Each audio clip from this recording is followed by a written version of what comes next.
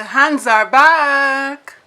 Hello there and welcome to another episode of Craft Therapy. Now, as you can see by the title, this is going to be a repeat project, but let me show you the inspiration for it in the first place. This is a bucket hat. I've never made one before, but you know your girl. If it can be done, I'm gonna give it a shot, right? So how did I come to make a bucket hat now? Let me just explain a little bit. It's summer here in Jamaica. It's always summer in Jamaica, I think, because it's so hot. Anyway, it's summer and the heat is stifling. The heat is I can't even find the right adjective to describe the heat in this place, but the heat is on. I have a problem with the heat. Go figure. I live in a tropical climate and have a problem with heat. But I have a serious problem with heat where I become fatigued very easily. I get heat stroke very easily. There's another word for it, not sunstroke, heat stroke, heat exhaustion, I think it's called, very easily. So maybe a week or two ago, I was out and I found that the very little exposure I had to being out in the sun, when I say out, not in the garden, but like I went on the road to do some errands. And, you know, walking back and forth from buildings to the car, etc. That little exposure at the heat, at the highest point of heat in the day, I had a massive headache for at least a day or two following. And I say, you know what? I'm not going to take any chances this summer. I'm going to get my head covered. I have caps, but I didn't want a cap. And so I said, bucket hat. I see hats all around the place. Why not make myself a bucket hat? And so this lovely was born. Now here's the thing. My head is big. I'm not going to even hide and talk. My head is big, but it's not this big. So I kind of overestimated the size a bit. I've worn this twice and it fits nicely, but it's a little too loose. So I am going to be frogging it. And maybe taking an inch off the crown here and maybe make the body a little bit narrower and make the brim a little bit shorter as well. But I'm going to be frogging this, but this is not what I'm going to be working on for this video. I'm going to be doing a bucket hat to match my crocheted skirt. So stay tuned for that. Now I'm not going to be doing a lot of talking on that, because it's not a tutorial. I'm going to actually tag the channel that I found the pattern on, so you can go and give that channel the support and the love and, you know, all the attention. It's not my pattern, so I'm not going to be taking credit for it. But I'm going to make a hat to match my skirt. So, see you in a few.